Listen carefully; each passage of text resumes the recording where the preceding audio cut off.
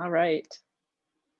Yeah, so as I said, somebody has a raised hand. Yes, you can unmute yourself and go ahead and ask a question if you meant to do that.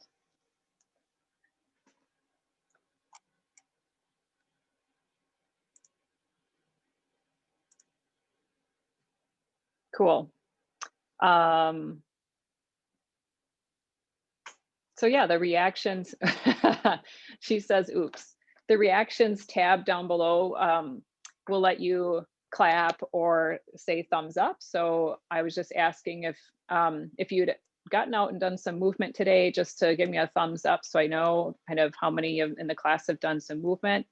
Um, I've done just a really little bit, getting prepared for this morning and just other stuff at home. So um, we'll do a little bit of mindful movement, a little bit of standing, mostly work, and then we'll go into the rest of um, our program for the day, our workshop. So just welcome. Thanks for being here.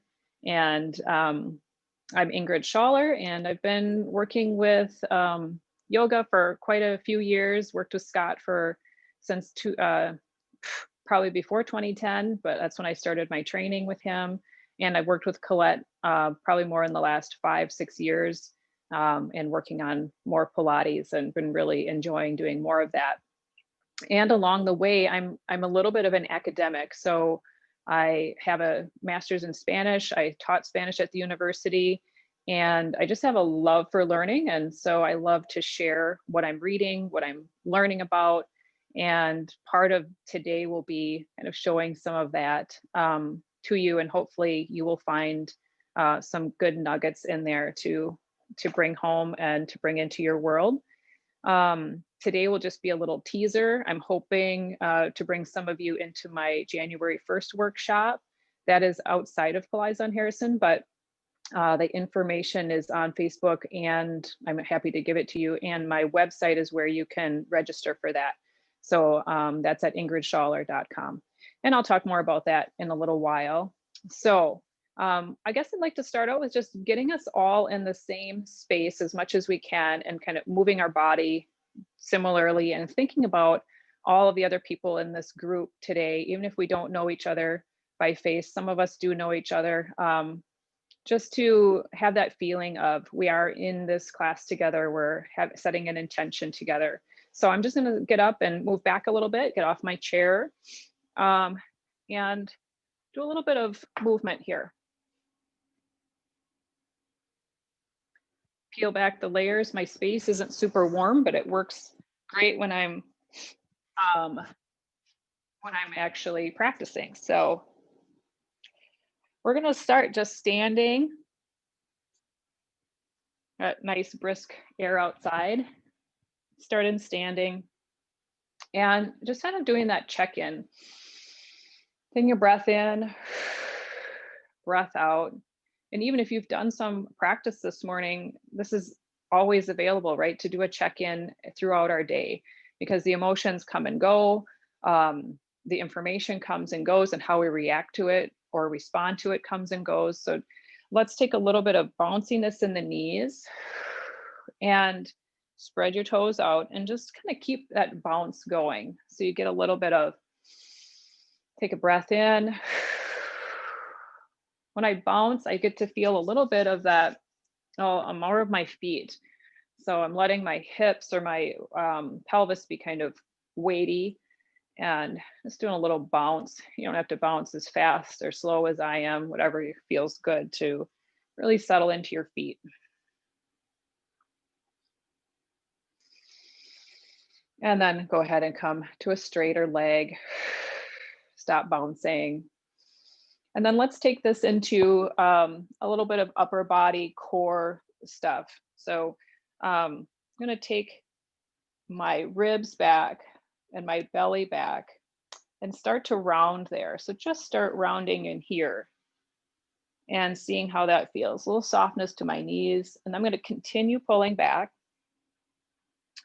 And then let your arms drift out.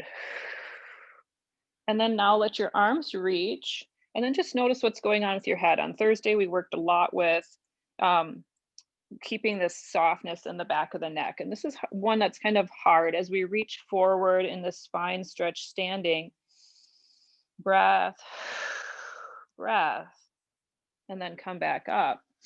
As we reach forward with the head, a lot of times we end up kind of bringing our head inward rather than keeping it going out. And so it's kind of a nice play because as your shoulders go forward, it feels like your head pulls in, right? So let's try that again. Pulling the belly back. Arms go forward, getting that nice reach for my shoulder blades. And then my head also reaching and getting this nice breath and coming back up. Come back all the way up to straight. And let's just do that one more time. Belly pulls back, reaches, head reaches, that little adjustment, and then coming up. Good. All right. So we're going to take that same movement. We're just going to do a little bit of a twist. And in studio, we would have our TRX in our hands and we would kind of do this peek under your armpit. So go ahead and give that a try. It's kind of like the same thing we're doing with that reaching forward in the spine stretch, but we're adding that little bit of movement, peek under the armpit, peeking. Go ahead and exhale and exhale and exhale and exhale. Good. And then come back to your center and come back up. And just feeling how that feels. So a couple of breaths, some intentional embodiment work, really feeling these parts of the body, whether it's the neck, the belly, the back. Good. And let's take both arms up then. And then one arm comes down and we'll give a little side bend here.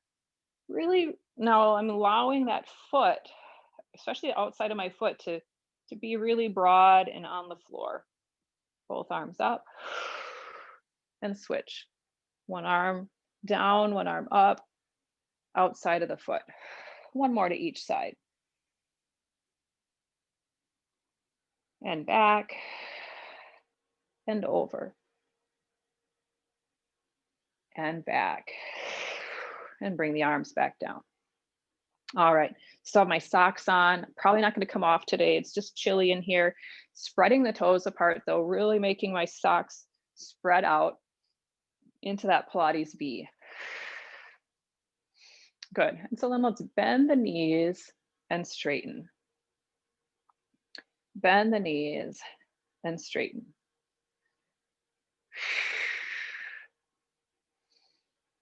Good. And bend and straighten and come down and pause here and do a little bounce here. So I'm keeping the heels together, feet on the floor, giving my legs all something to play with. I might not be as low as my neighbor here. Again, remembering all these people that are working out with us in their spaces, but here together in this time, coming up, coming down again. Good. Now let's bend, lift the heels, straighten up, and drop the heels. Bend, lift the heels, straighten up, and bring the heels down.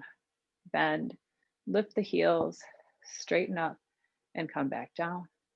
Bend, lift the heels, straighten, and come back down. Good. Just bring your arms up. And feet can come back to parallel. So I kind of have like a goalpost or cactus arm here, lightly reaching out my fingertips. And I'm rotating so that my elbows, rather than pointing back behind me, right, which brings my hands forward, elbows trying to go straight out to the sides. And then we're going to take the arms out and back in. Keep those elbows, keep those upper arm bones are actually rotating open, external rotation. And just going to come in and out here.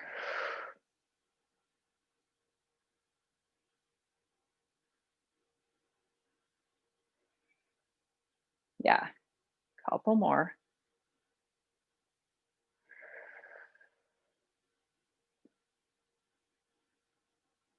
Really reaching through the fingertips here, pausing.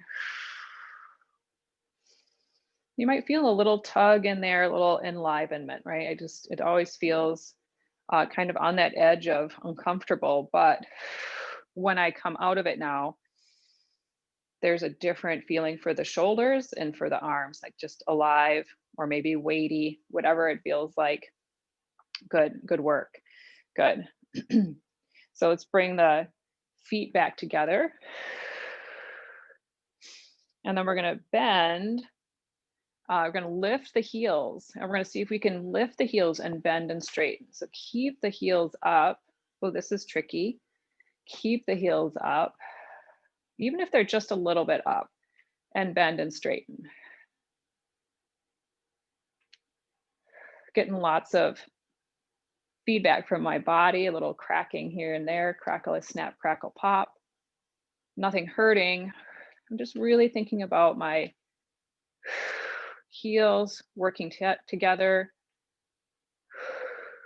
bending my knees. Good. And then bring the heels back down. All right. Arms coming up. We'll come back to the arms. Feet back in parallel.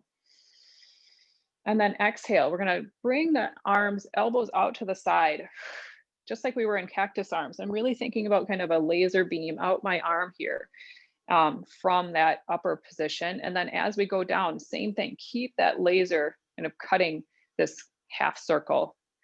Come back up, reach the elbows out, and then reach the elbows in. Up, reach out, and in. Up, and out and in. And you can go faster if you can keep that kind of idea of a pressure outward, right? Attention. We could be adding weights here, but not adding weights. We can still add this nice movement for the body. And at the end, we get this little squeeze out, little squeeze. Let's do two more. A little squeeze. Good. And bring the arms back down. Heels back together, straight up with the heels. Heels together, coming straight up. Bend the knees, reach the heels toward the floor and straighten. Up, bend the knees, reach the heels toward the floor and straighten. Good. 4 more of these. Bend the knees, reach the heels down and straighten. Come up, bend the knees, reach the heels down, straighten. Heels together, bend the knees. Can I keep my knees bent? Reach the heels down and straighten. Up, bend the knees, reach the heels without straightening the legs and straighten. Nice. All right. Bringing the fingertips together. Back in parallel with my feet. Fingertips toward each other. Now my upper arms are rotating inward like that. So I'm going to take those fingertips reaching the whole time and straighten out, palms down. Come back in. And again, it's the lengthening I'm kind of paying attention to a little bit more than kind of doing the bicep curl. So as I come in, kind of going a little faster, but as I reach out, really working to kind of add attention there.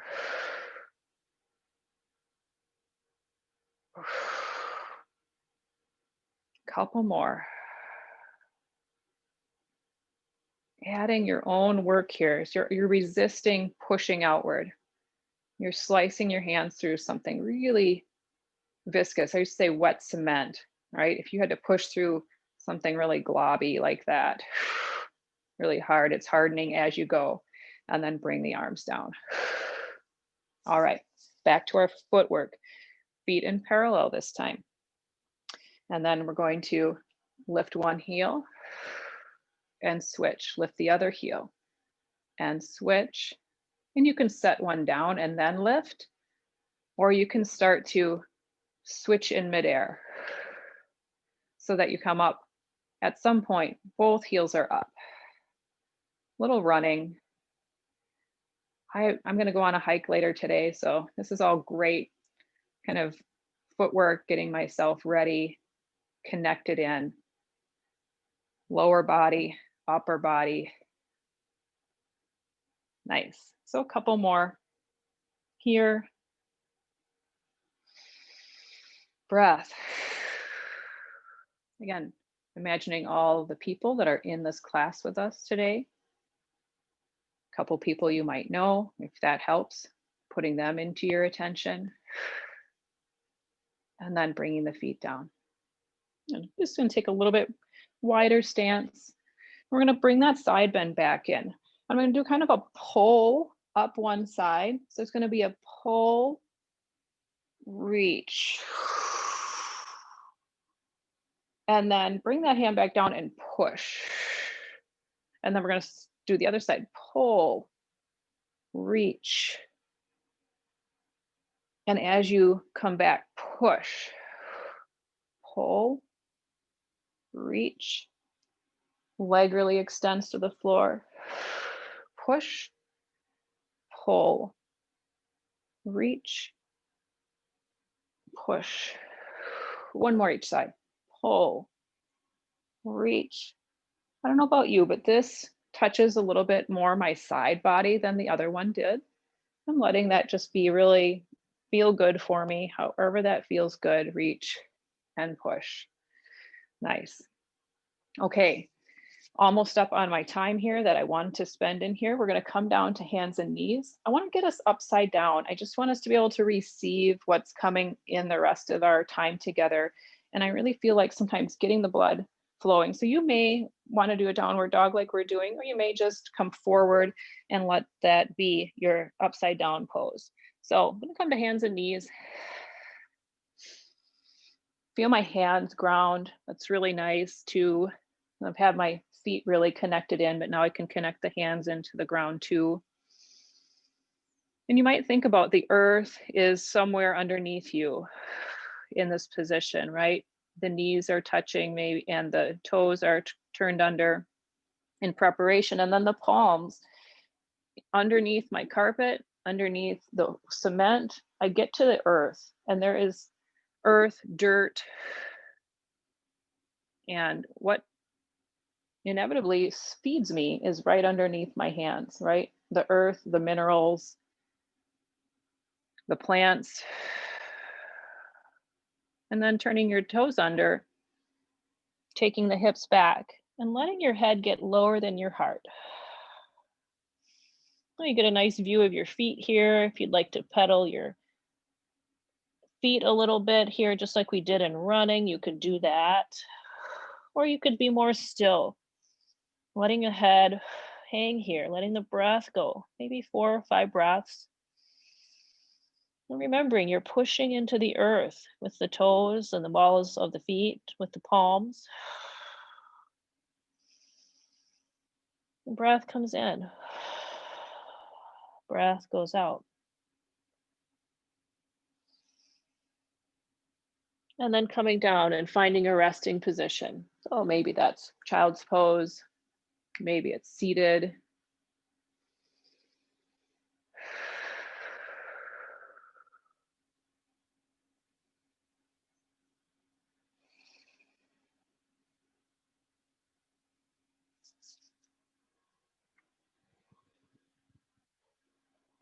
And then whether you're on your chair or seated on the floor, either one will work here for that. If you're seated on the floor, you might cross your legs in some way. You might purposely cross your legs in the way that they normally don't go. Or you could have your legs straight out. And I just want to take this into a simple twist, keeping the legs, letting the legs be as relaxed as they can. So if you're seated on a chair, that might help a lot.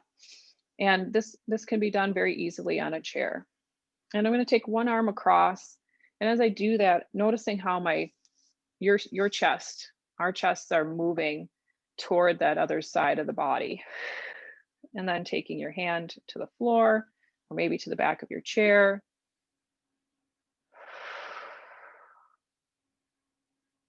And let's just take a couple breaths here. Feeling the floor underneath you, whether that's through your sit bones and then through the chair or through the sit bones and into the flooring. Imagining going all the way down again to meet earth.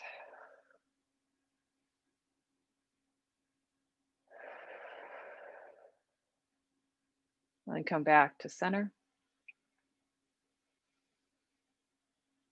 And one to this side. So just as you bring your arm across, you've already done the major benefit, 60, 70% of the benefit. You've already twisted in this upper region of your rib cage. So don't feel like you have to push or pull very much here, if at all, to get the benefit. Relaxing the legs down, letting your head turn if it likes to, letting your jaw release.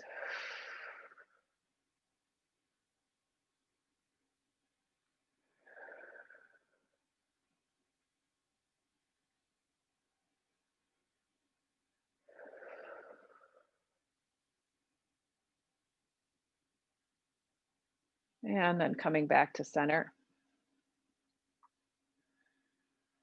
And we'll do one kind of unifying movement here in a forward fold. Again, in your chair works just great. If you're seated on a chair, you're going to do the same things we're doing here. Let the legs come down. Let the energy of the legs release down to the floor, to the ground. And then whether you're seated or whether you have your knees bent on the floor here, go ahead and start to come forward. Nice straight spine. So get nice and straight to start. And it really is only a little bit that we come forward usually before either the hamstrings talk a lot. If the legs are straight, they're going to talk more. So I'm going to keep my knees bent today. That's feeling a little bit better for me. And then I want to let my head and my chest come forward. Just, I'm not really working the core, but like we started out with that spine stretch, it's more rounded.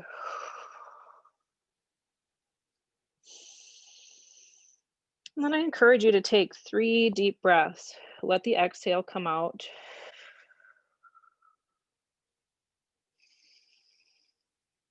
Deep breaths towards your lower ribs. Full exhale. Deep breath.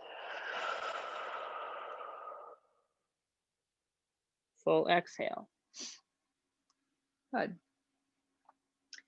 And then there's a little fork in the road here. We're going to spend maybe 5 minutes or so in a meditation kind of position. So if you're used to meditating and you have a meditation position, go ahead and find that. If you'd like to stay a little more alert, maybe you would stay on your chair or go to a chair and sit where your feet can be planted on the floor. Or maybe you're feeling like, I'm going to do the meditation on my back. So meditation on your back. I would keep the feet, knees bent and the feet on the floor. Maybe you support your head with a little bit of a pillow or a blanket, but you're welcome to do your meditation like this. So I'm going to come up to seated. We're just going to take 5 minutes to check in again.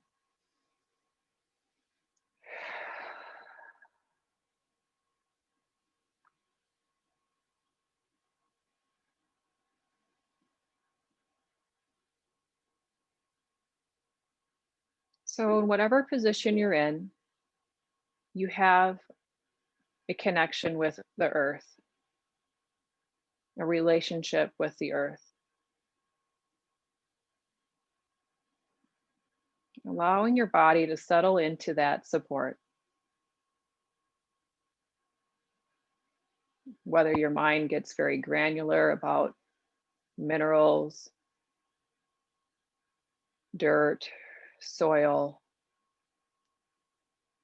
water. We usually think of earth only in terms of kind of the dry quality, but of course there's moisture in the earth.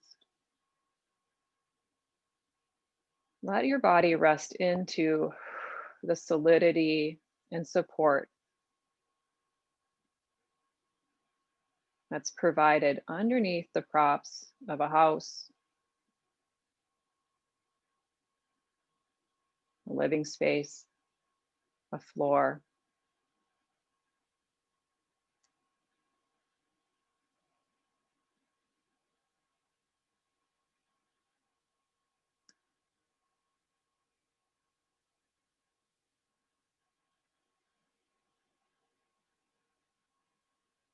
Let the exhale ride its way out.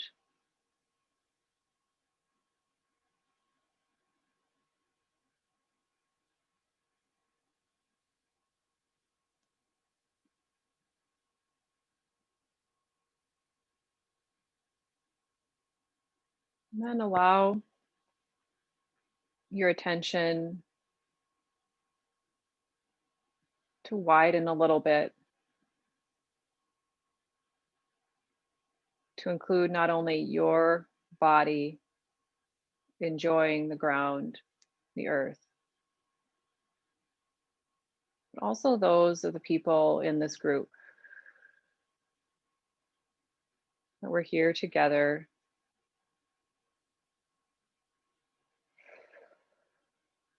breathing at the same time,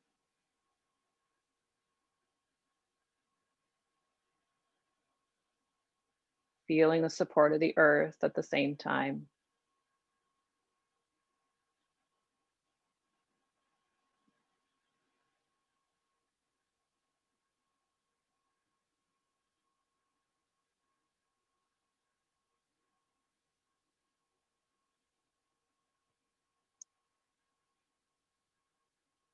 And then allow your attention to go even wider, whether that attention includes family members, also breathing and receiving the support of the earth at this time, various groups in the community.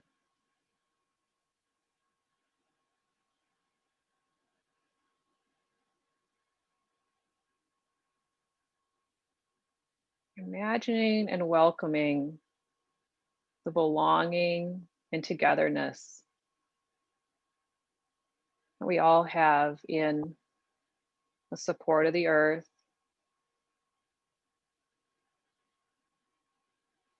the magical appearance of every in breath.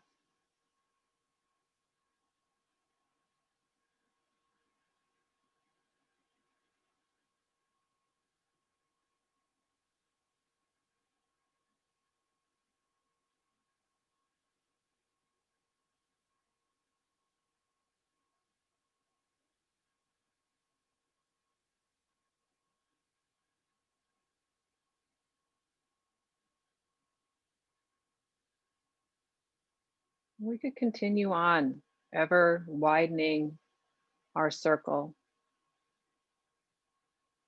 to include society, cultures,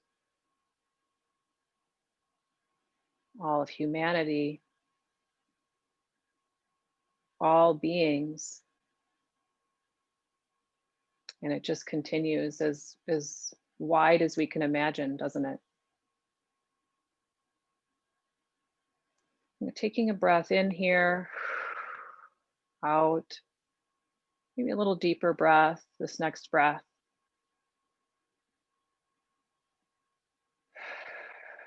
And allowing yourself to find your way to upright if you've been resting on your back, to release your meditation position if you've been seated in any way. So feel free to move around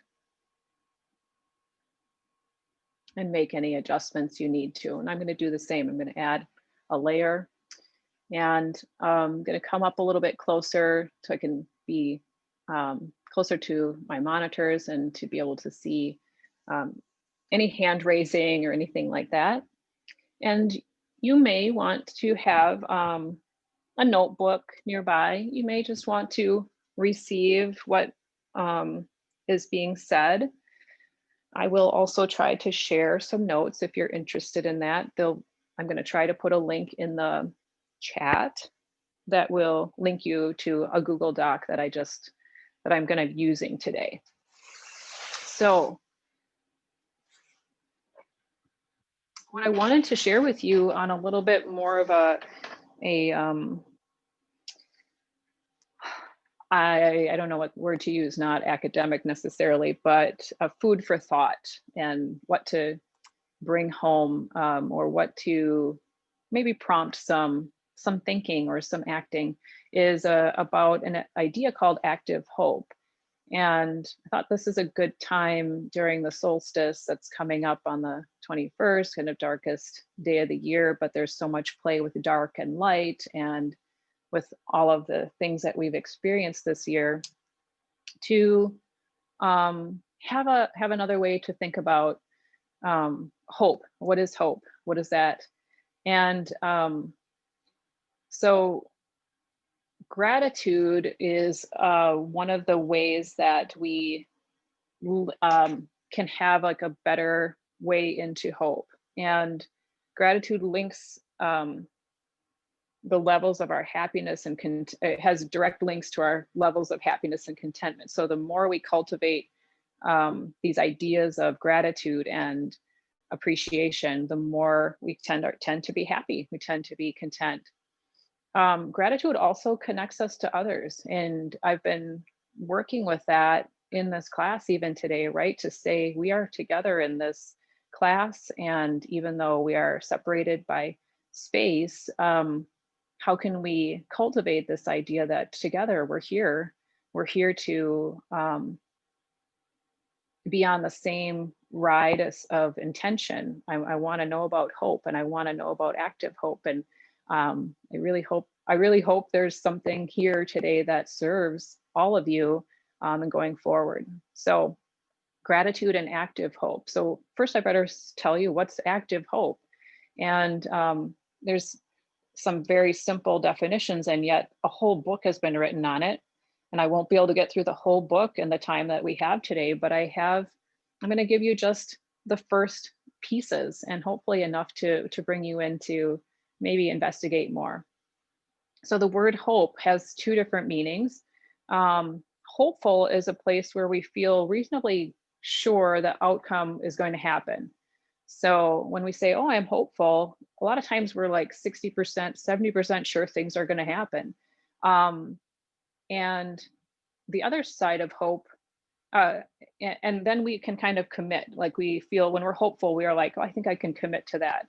But the second side is more about desire. I really hope that there's something that I'd love to take place, and but we're not really sure. And so sometimes we're less likely to do anything about it because we're just like, well, I'm not really sure that's going to happen, so we just leave it. Kind of hoped it would, but not sure.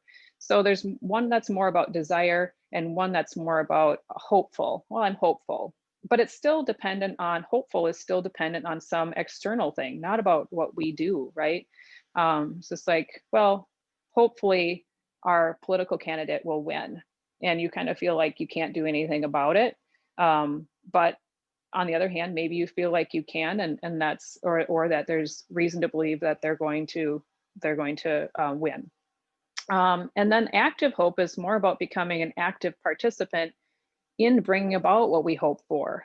So it's something we do rather than have. Like we can have a hopefulness, but this is more about something we can do. So what does it take to have active hope then? So there are three criteria to having active hope. And one is having a clear view of reality. And this one right off the bat, I feel like is a huge task, but it's a lot of what I feel like the work I've been doing and that we're all doing together is coming toward, where we're working at being clearer about our reality, about what is actually happening, and being able to be in the space of some realities that we don't really care for. Sometimes, well, I'm going to get to that. I'm not going to get ahead of myself here. So taking a clear view of reality. And when we're meditating and when we're watching our thoughts, we get a better idea of, well, that's a thought. Is it reality?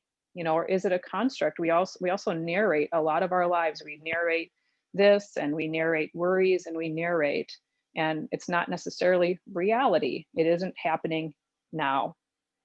Number two, we identify what we hope for. So active hope is clear view of reality. Number two, identifying what we hope for, the direction we'd like to move toward, or other values we'd like to see expressed. So we actually verbalize or write it down what we'd like to see.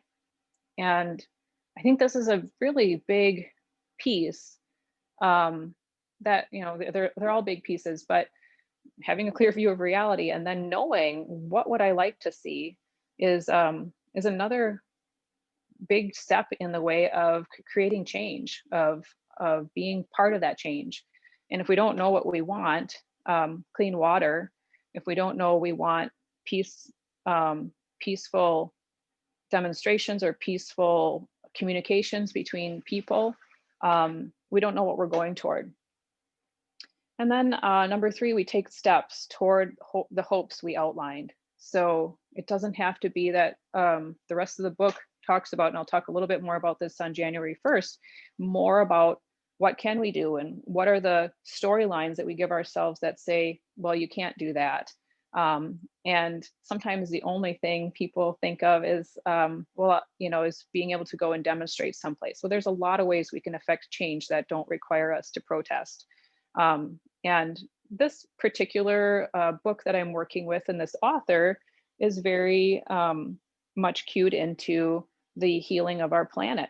And so you'll hear me talking a little bit more toward that kind of hope than I am going to be about social justice or other things, but they're all part of the big picture and they all are connected. So, um, so then we start with grounding and gratitude.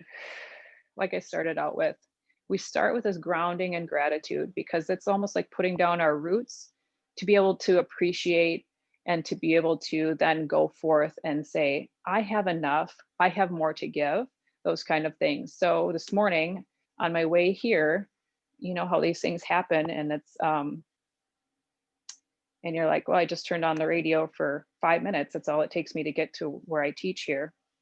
And there were stories on NPR from people who were telling about, the silver linings of this year of 2020 and things that happened for them that would not have happened had it not been 2020. And they were really sweet stories, just, a little piece of the news.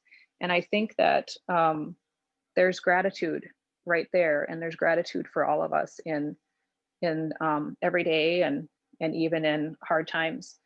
Well, there's two sides of gratitude. There's appreciation and attribution. Appreciation is how we value something, right? And attributing it to somebody is, something outside you is responsible, or maybe even you did it and attributing it to yourself and saying, I did a nice job with, such and such relationship, or that turned out well. You can give yourself a pat on the back and attribute that and be grateful that you didn't lose it in the moment, or whatever the situation might have been. So appreciation and attribution of your help you get toward that or two sides of gratitude. So I'm just going to give a couple more things about gratitude here, and just checking to see the time. Gotta have to talk fast. So gratitude feeds trust. And because it acknowledges the times we've had to count on, because it acknowledges the times we've had to count on each other. So I really like this idea. I think we could do a whole class on gratitude and how it feeds the trust we have. I think in the big picture of trust, trusting our systems, trusting the government, trusting our neighbor, trusting, and statistics have shown that trust is kind of going down. And it's, I think, because we feel less connected and we feel less gratitude. So this is maybe a good way to continue that trust. Our readiness to help others is influenced by gratitude we experience. So there was a study that happened with where they left a coin in the phone booth. This must be an old study because we don't have many phone booths anymore, but they left the money for the next person to make a call. And the people who had the money left and made their call, after they left the call, somebody would come across and like drop all their papers. And the people that had gratitude for the money that was left were more likely to help the person that dropped all the papers. So there's there have been studies, probably many more, about the phone booth, and that when we're grateful, we're more likely to help other people. Um, Gratitude and affluence are kind of the sticky mix. So there's this whole section on, as we have wealth and as we have everything we need, there's the gratitude gets harder or more, a little bit stickier. And advertising, of course, and comparing ourselves draw away from gratitude and appreciation. And all of the ads that we see are always about, if you have this, you'll be happier. And so if you can turn off your ads somehow, that's awesome.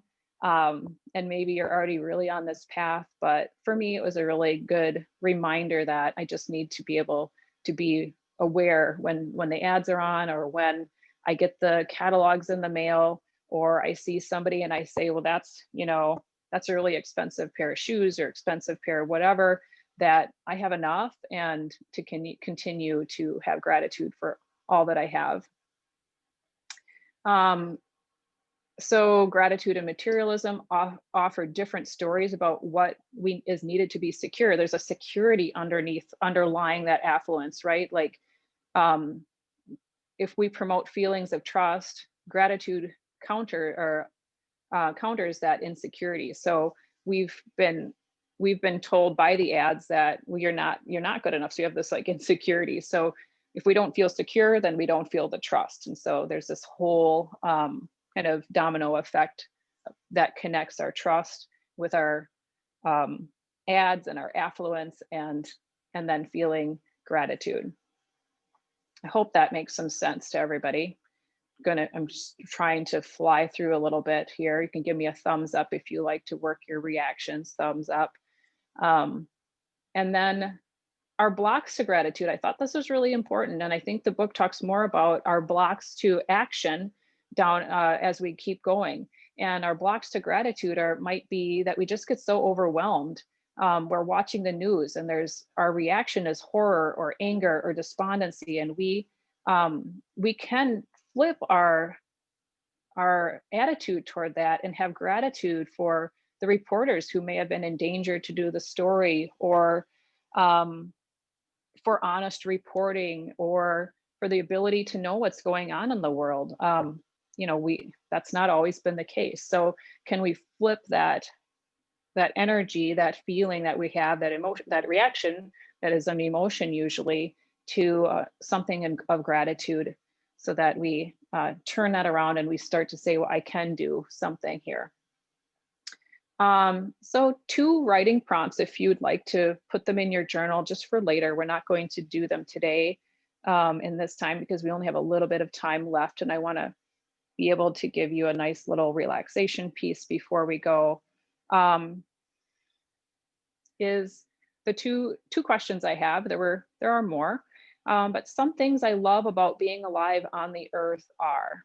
Some things I love about being alive on the earth are. And again, I can pass this along or type it in the chat here for us all.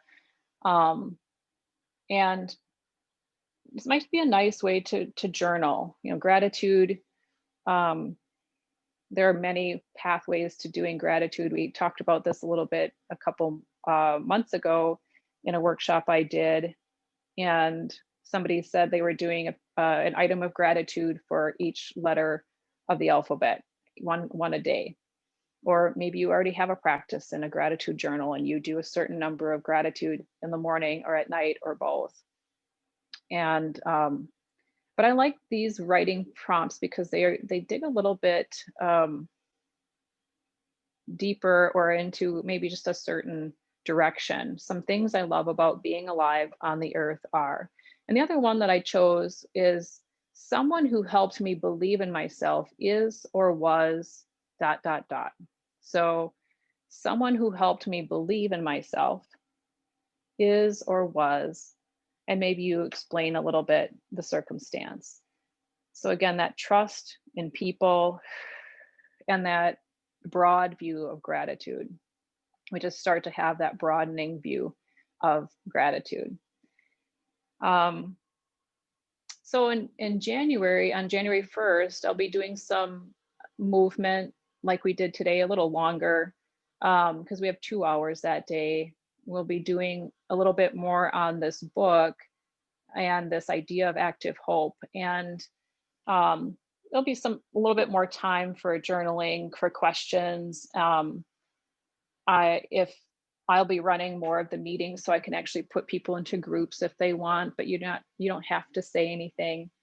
Um, and then some of the ideas that might come forward in that workshop are honoring our pain for the world. So it's, again, like I said, it's comes from the point of view of we are all in this together. We are all on this planet, and there are some things that aren't going so great. And how do we hold that space for change and for feeling not not overwhelmed, or like, we just are going to give up.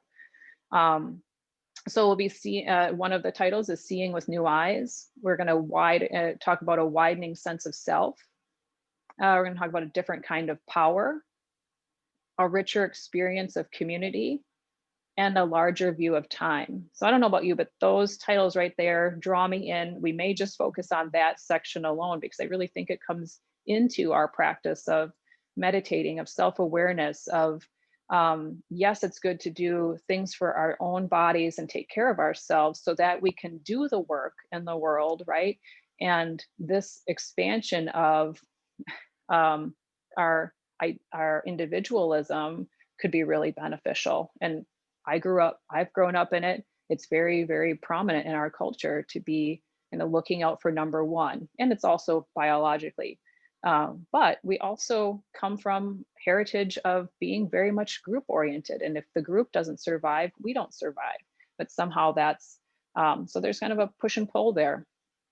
Going forth, catching an inspiring vision, or daring to believe that it is possible, whatever it is, whatever the solutions are, daring to believe it's possible to heal the earth, and heal ourselves in the process. Building support around us, so a community again, maintaining energy and enthusiasm in this path if you choose to be on it, and then strengthened by uncertainty. And I've done a lot of reading and thinking about uncertainty. I mean, that's part of the meditation and a lot of these paths, is that we don't know what's going to happen. We feel we have control, but can we be strengthened by that uncertainty, is one of the titles. So I'm excited to continue this work and learning together if you're interested. So we're going to take a little um, bit of time here at the end to allow you to just um, relax. And I'd like us to to bring into this, when we do yoga nidra, which is what we're going to do, it's a deep relaxation. It's okay to fall asleep. It's okay to kind of check out a little bit, but your intention is to stay. Your intention is to stay present and to stay with possibly a sankalpa. And we could do a whole workshop on sankalpa. I'm going to help you out with it today. I found some sankalpas that have to do with um, taking care of our relationship with the world. So sometimes the sankalpa is simply, I am enough, I have enough, or um, usually they are all in the present, and they're short and concise. So I'm just going to give you a couple. If any of them jump out at you to use today, um, go ahead, jot them down, or just keep repeating them so that you can bring some a semblance of them into your relaxation. And maybe as you're listening here, you can start to get ready to come onto the floor or onto your bed or a recliner, anywhere where you're feeling completely supported. And I would put if I was here, I'm gonna stay seated. But you can move toward having a blanket or pillow under your head, supporting your knees if you're on the floor. And here are some of the affirmations or intentions or sankalpas you might use. I take actions to shrink my carbon footprint. I work to create peace in the world. I work to create justice in the world. I am aware of my blind spots. I am aware of my biases. I am constantly working to unlearn my biases. I am constantly working to be aware of my privilege. I use my privilege to empower those with less. I take seriously the voices of the disadvantaged. My actions make the world a better place. I am capable of changing the world. I am changing the world. So, if any of those speak to you to use today as we rest back and enjoy a yoga nidra, where I talk you through a deep relaxation, it can be okay to have this to start out with. So, hopefully, everybody has found a nice spot, comfy spot to be.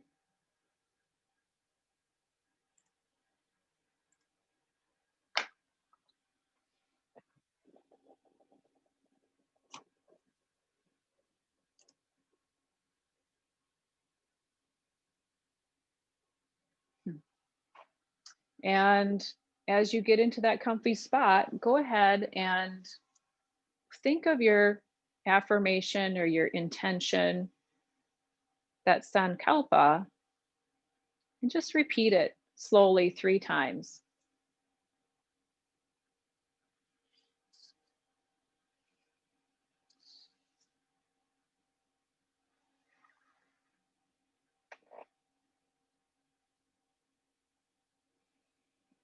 And then we're going to direct your attention to different parts of the body, and you'll just bring your awareness there. You don't have to repeat it or um, feel that part of the body, anything, just bringing your awareness to that part of the body. Just notice that, and then we'll continue through. So, first, bringing your attention to the space between the eyebrows,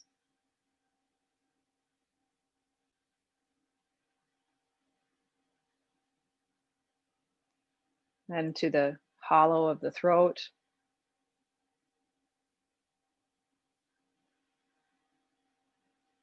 then to your right shoulder joint,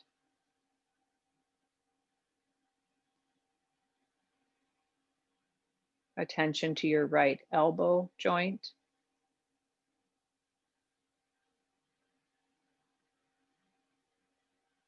attention to the bend of the right wrist joint,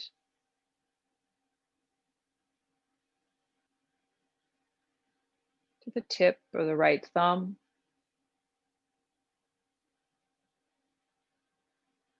the tip of the right index finger, the tip of the right middle finger, the tip of the right fourth finger, and the tip of the right small finger, the bend of the right wrist joint, the right elbow joint, the right shoulder joint, the hollow and throat, to your left shoulder joint, your left elbow joint, the bend of the left wrist joint, the tip of the left thumb, the tip of the left index finger, the tip of the left middle finger, the tip of the left fourth finger, and the tip of the left small finger, the bend of the left wrist joint, left elbow joint, left shoulder joint, hollow of the throat, the heart center,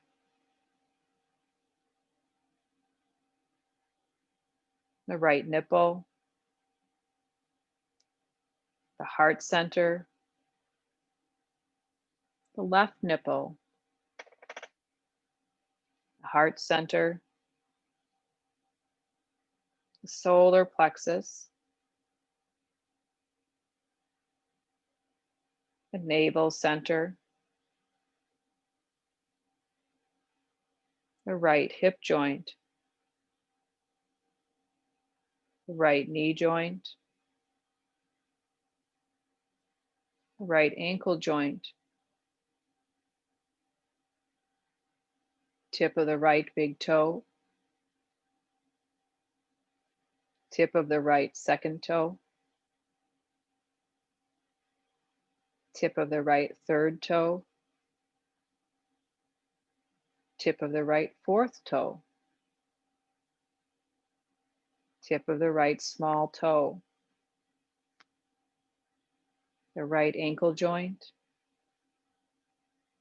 the right knee joint, the right hip joint, your navel center, the left hip joint, the left knee joint, left ankle joint, tip of the left big toe, tip of the left second toe, tip of the left third toe, tip of the left small toe,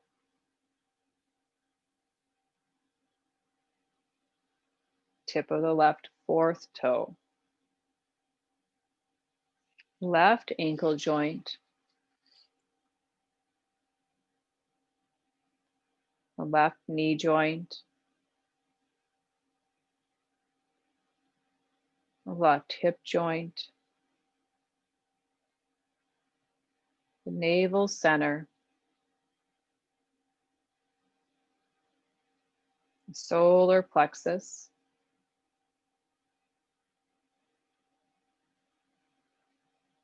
your heart center,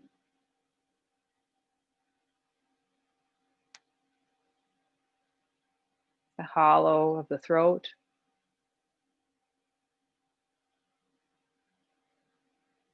space between the eyebrows,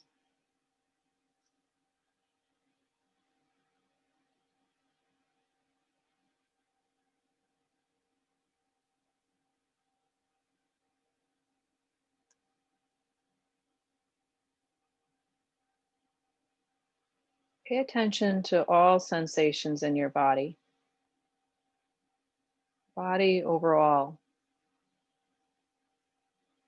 and rest your mind.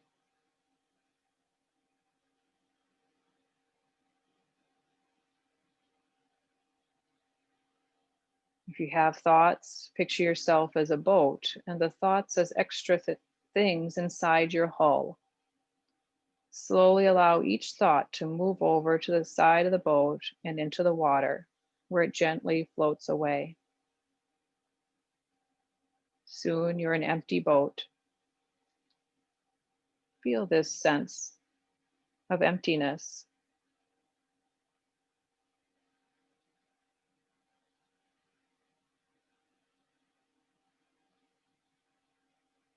Notice your body breathing, the soft, gentle movement of the belly rising and falling. Inhale slowly and exhale even more slowly. In and out, releasing any worries and fears as you exhale.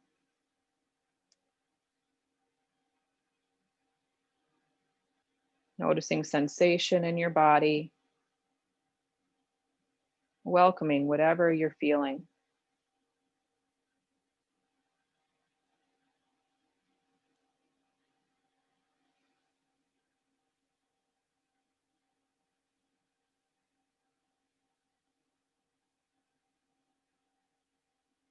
Bringing to your awareness your intention from the beginning, your affirmation or sankalpa.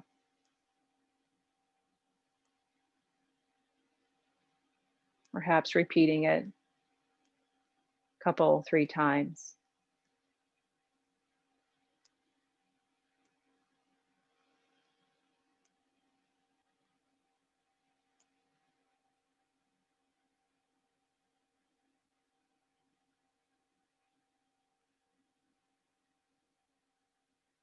And then as you're ready, bringing in a deeper breath.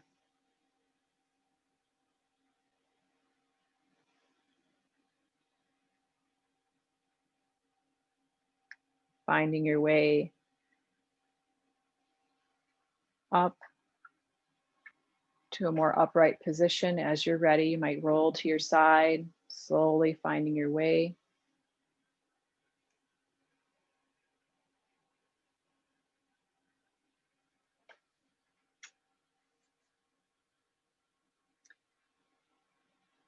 And then as you find your way up, please feel free to turn on your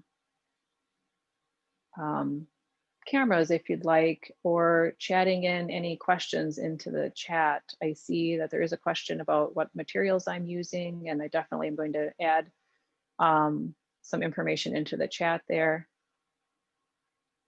But take your time finding your way up, and if you don't want to turn on your video, no problem. Just be happy to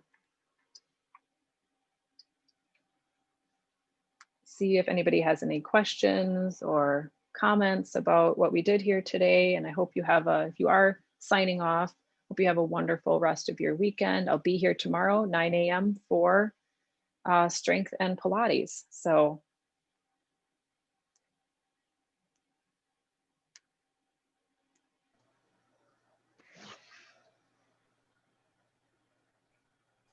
hi, everybody. Hi. Hi. So I'm just going to type in, this is the book I'm reading called Active Hope. The author is Joanna Macy, and she's got some help from Chris Johnstone.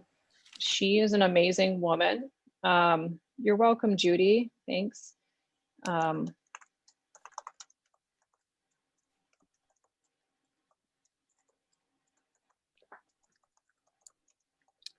I listened to a podcast yesterday with Sounds True. It's a company that does really awesome work in this realm of awareness, and it's not all environmental or anything, but I really like that company. So if you Google Sounds True recordings or something like that, you will find, or podcast. There is one with Joanna Macy that I listened to yesterday. It was just lovely. And put that in there. And then I will share some of my notes here with you. They're not super. Yeah, good, Judy. Thanks. Have a great day. So I have those 2 in the chat there. Yeah, and you can let me know if you want notes. Yeah, thanks, Deb. I enjoyed this too. Is there anything else I can throw in the chat for you that people want for information? Nope. Okay. Good. Any questions or comments about what we talked about?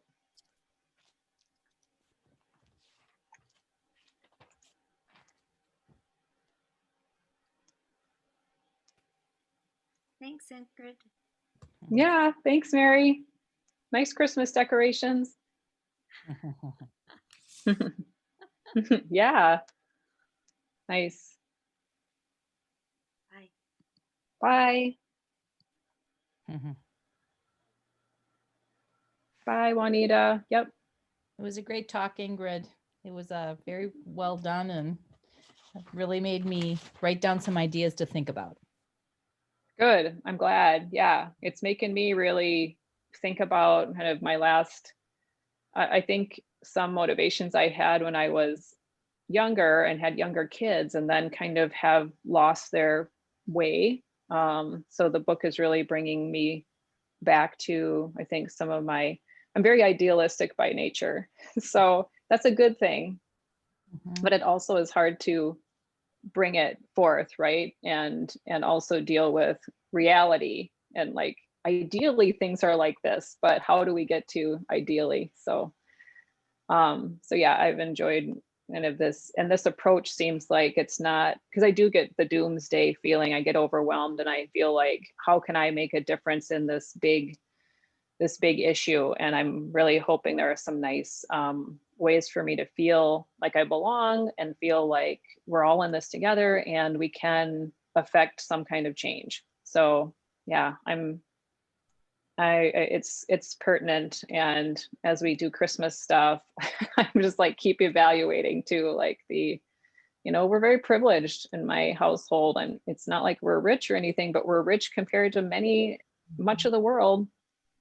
We're like, we live in a castle, and we really live in a log cabin that's falling apart, but we have so much. So yeah.